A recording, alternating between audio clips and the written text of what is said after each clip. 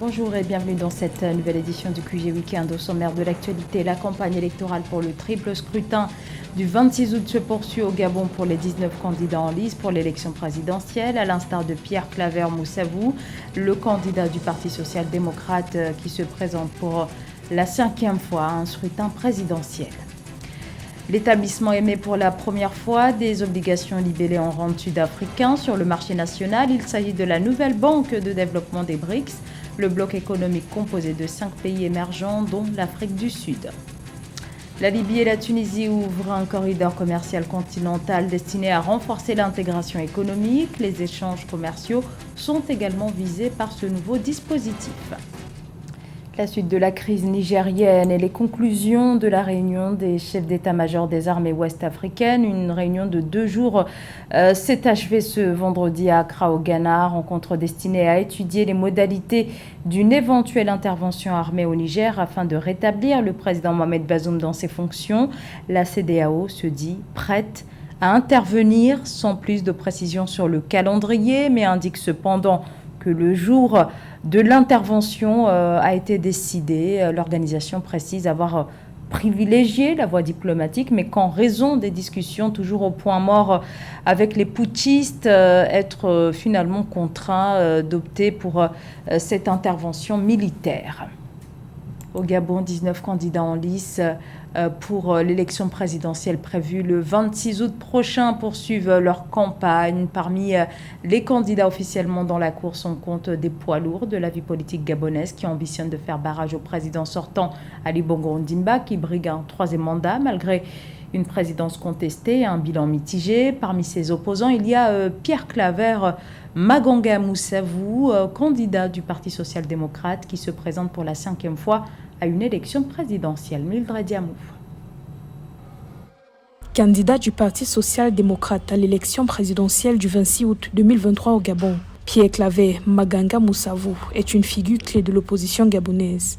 Candidat malheureux au scrutin de 1993, de 1998, de 2009 et de 2016, Pierre Claver Moussavou se présente pour la 5e fois à l'élection présidentielle au Gabon. Les aspirations du leader du Parti social-démocrate restent les mêmes. Il milite pour un système déconcentré et décentralisé en faveur des provinces et des jeunes Gabonais. Quel que soit mon positionnement, ce qui m'emmène à intervenir, c'est la recherche de vraies assises de la démocratie dans notre pays. Ancien ministre, député, maire de Mula et vice-président du Gabon de 2017 à 2019, Pierre Claver Moussavou a été l'un des personnages clés de l'exécutif gabonais avant de retourner dans l'opposition au sein du Parti social-démocrate, formation qu'il a fondée en 1990. Le 1er août 2023, l'homme politique de 71 ans, déclarant une candidature indépendante, a quitté la coalition de l'opposition Alternance 2023. Créée en janvier 2023, la coalition devait présenter une candidature unique de l'opposition face au président Ali Bongo en vue du scrutin du 26 août. Pierre Claver Moussavou a justifié sa décision par des divergences d'idées et le manque d'esprit de consensus au sein de l'opposition. Nous allons redonner vie et sens par la provincialisation aux gouverneurs, aux préfets, et nous allons surtout faire qu'il y ait des pôles de développement. On va créer ce qu'on appelle le revenu universel minimum de solidarité de 25 000 francs pour tous les Gabonais. Pierre Claver Maganga Moussavou a été démis de ses fonctions de vice-président de la République du Gabon par décret présidentiel en mai 2019. Élu maire du 2e arrondissement de Mula, sa ville d'origine en 2006, il avait également été démis de ses fonctions un an plus tard. La loi gabonaise interdisant aux parlementaires en exercice d'agir en tant que représentants politiques locaux. S'il est élu à la tête du Gabon, l'opposant entend surtout améliorer la formation des jeunes Gabonais, gage pour lui de leur bien-être et du développement du pays. La problématique liée à l'accès aux soins de santé, l'un des maux dont souffre le continent africain. Des millions de personnes décèdent chaque année faute de soins, des soins de santé, mais aussi des médicaments qui restent inabordables en raison notamment de dépenses publiques dans la santé 10 fois inférieures à la moyenne mondiale. Conséquence, des populations, surtout les plus défavorisées, ont encore accès à une gamme très limitée de services. Afin de faire face à ce problème, l'idée d'une assurance maladie universelle fait son chemin dans quelques pays du continent africain, à l'instar du Burkina Faso. Joël Ballot. Le gouvernement burkinabé a opté pour une couverture sanitaire universelle. Le 9 août 2023, le Conseil des ministres a adopté 5 décrets qui permettent le démarrage de l'opérationnalisation de l'assurance maladie universelle au Burkina Faso. À travers des mécanismes d'affiliation et de cotisation, la prise en charge des malades devrait être plus rapide qu'auparavant. Le premier décret porte sur les modalités d'affiliation et d'immatriculation des assujettis. À l'intérieur, il faut retenir essentiellement 3 éléments prépondérants. Le premier élément, c'est de définir les modalités d'enregistrement, d'immatriculation, donc d'affiliation à cette caisse d'assurance maladie universelle. Le deuxième élément, c'est les conditions qu'il faut remplir pour être un assuré et véritablement être en possession de la carte d'affiliation d'assuré à cette caisse d'assurance maladie universelle. Charge sanitaire, mais c'est la question aussi de l'autosuffisance. Le défi majeur du gouvernement burkinabé est de pouvoir assurer toute la population estimée à 23 millions d'habitants. La couverture maladie universelle garantit à tous une prise en charge des soins par une assurance maladie et aux personnes dont les revenus sont les plus faibles, le droit à une protection complémentaire et à la dispense d'avance de frais. On dit panier de soins, c'est l'ensemble des soins qui doivent être visés par cette assurance maladie universelle. Ça veut dire à l'intérieur, quels sont les types d'examens médicaux qu'il faut admettre et quel est le panier, ça veut dire l'ensemble des produits qui sont contenus en termes de base d'un ensemble qu'il faut utiliser pour soigner et également quel est le dispositif des implants qu'on peut prendre à l'intérieur. Vous savez très bien que par exemple, on peut vouloir vis-à-vis d'un assuré, assurer des questions de lunettes et prendre en charge des questions de maladies de cancer. Donc tout ce qui est lourd pour le moment, on est obligé de les mettre de côté et viser ce qui est essentiel et qui touche l'ensemble des populations, tels que les cas de paludisme et bien d'autres éléments. Partenariat qui doit exister entre la caisse d'assurance maladie. À titre de rappel, la loi portant sur la création d'un régime d'assurance maladie universelle au Burkina Faso a été adoptée en 2015. La nouvelle banque de développement, établissement international de développement des BRICS, le groupe d'États émergents composé du Brésil, de la Russie, de l'Inde, de la Chine et de l'Afrique du Sud, leur banque a émis ce 15 août une première obligation en rente sud-africain. Cette émission devrait, selon les autorités, permettre de financer des projets d'infrastructure. Samantha Saberou Sabubanga.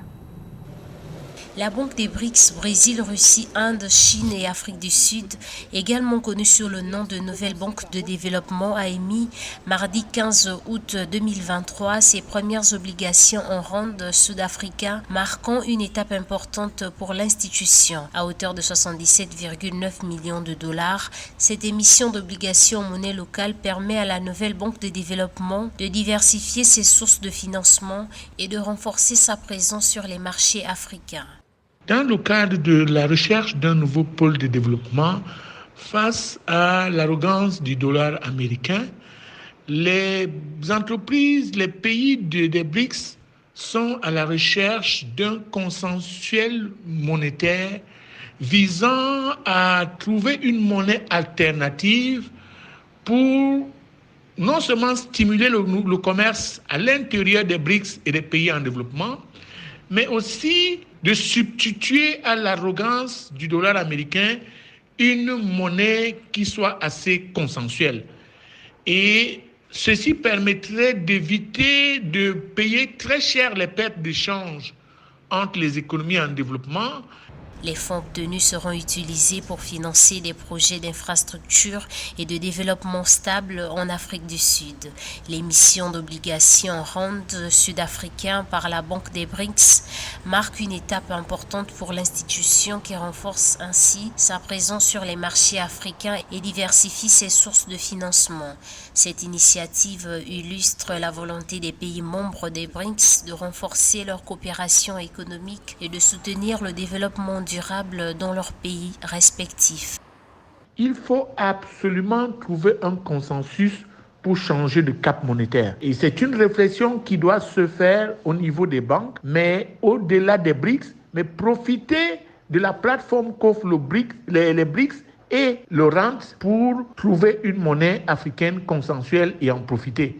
Il faut donc qu'on évite de regarder ça comme du spectacle, les économies africaines, qu'on regarde ça comme des processus inspirants permettant à la longue de sortir de la dépendance au dollar américain. La nouvelle banque de développement joue ainsi le rôle clé dans la promotion de l'intégration économique, de la coopération commerciale et de l'investissement entre les pays membres des BRICS. La nouvelle banque de développement des BRICS a été instituée sur la base d'un accord signé en juillet 2014 lors du sommet du groupe à Fortaleza au Brésil. La Libye et la Tunisie annoncent la mise en place d'un corridor commercial vers les pays subsahariens. Il s'agit d'instaurer un partenariat tripartite entre les deux pays d'Afrique du Nord et le reste du continent. L'objectif étant d'accroître le volume des échanges commerciaux à hauteur de 5 000 millions de dinars au cours des prochaines années. C'est l'ambition fixée par l'accord. Samantha Saberou-Saboubanga. La Tunisie et la Libye annoncent la mise en place d'un corridor commercial vers les pays subsahariens. L'annonce a été faite lors d'une réunion ministérielle conjointe entre les deux pays, tenue le 10 août 2023 au siège du ministère tunisien du Commerce. La création de ce corridor vers les pays subsahariens s'inscrit dans le cadre d'une stratégie visant une meilleure intégration de la Tunisie dans le commerce intra-africain. Et je pense que cette possibilité d'avoir un horizon plus large, mais en duo avec la Libye, de l'oxygène pour l'économie et permettre surtout aux Libyens aussi de pouvoir être accompagnés avec le savoir-faire tunisien, commercial, économique et industriel. Ce corridor est un circuit qui s'étend de Tunis vers Lagos au Nigeria en passant par deux voies importantes. La première part de l'Algérie vers le Niger, l'autre voie continue jusqu'à Tripoli, puis vers le Saba pour ensuite relier le Niger et le Tchad. En réalité, il s'agit d'une formalisation de ce qui existait déjà, mais de manière informelle. Pour les deux pays cités, la Tunisie et la Libye, il faudra d'abord qu'ils règlent les problèmes internes. Ça veut dire problèmes liés aux subsahariens qui sont maltraités dans ces deux pays, surtout en Tunisie à l'heure actuelle où les subsahariens sont jetés dans le désert. En Libye, il est avéré que depuis plus d'une dizaine d'années, le trafic d'êtres humains aussi est là. Donc il faudra d'abord régler ces problèmes avant de parler de hub commercial parce que le commerce ne peut pas prospérer dans des pays instables. Tout est permis et puis le gouvernement n'a pas d'emprise sur justement ce qui se passe dans leur territoire concerné. L'objectif visé par les deux pays est de faire de cette zone un portail commercial pour l'Afrique, à même de favoriser l'intégration économique avec les pays subsahariens, précise le ministère tunisien du Commerce. Les deux parties ont également souligné l'impératif d'assurer un partenariat tripartite entre la Tunisie, la Libye et l'Afrique subsaharienne et d'accroître le volume des échanges commerciaux à 5 000 millions de dinars au titre des prochaines années. Le numérique, l'avenir du continent, l'outil Internet et informatique prend de plus en plus d'importance dans les économies africaines. Au Cameroun, de nouvelles formations dédiées à ce secteur du numérique ont vu le jour ces dernières années. Le numérique, une option d'avenir. Le sujet était au menu de la deuxième édition du Ndéré Digital Camp. C'est un reportage de Joseph Moifo.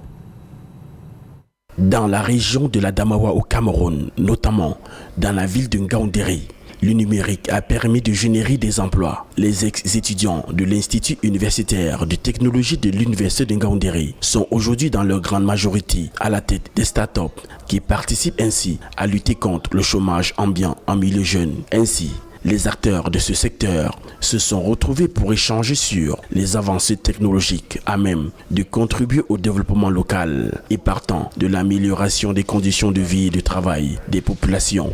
Cet événement se met en place dans un contexte de potentialité que l'on voudrait présenter aux yeux du monde entier, avec des solutions qui peuvent être concrètes au développement, à la mise en œuvre de solutions effectives pour l'Afrique et utilisant le numérique. Selon une étude menée en 2016 par le chercheur Tchofo de l'Université de Yaoundé 1, le numérique contribue à environ 3,5% au produit intérieur brut du Cameroun et en Afrique. D'ici 2025, cette contribution pourra atteindre 300 milliards de dollars, représentant alors 10% du PIB du continent, ce qui fait du numérique un facteur important de croissance à travers le e-commerce qu'il développe et la naissance des nouveaux débouchés et métiers connexes. Le monde est devenu numérique, tout est devenu numérique. Si vous n'êtes pas dans le train du numérique, vous serez loin en ce qui concerne le développement, parce que même le commerce est devenu en ligne. C'est pour ça qu'on parle de e-commerce. Les inscriptions se passent en ligne. Si vous ne pouvez plus vous inscrire en ligne, vous ne pouvez pratiquement plus faire l'école. Donc tout est devenu digital, tout est devenu numérique. Cette édition d'Undéré Digital Cam a été placée sous le haut parrainage du ministre des Postes et Télécommunications du Cameroun. Elle s'allie à la volonté des pouvoirs publics de s'arrimer au TIC et de promouvoir l'économie numérique. C'était le journal de la rédaction. Merci de votre fidélité. L'information continue sur Africa 24.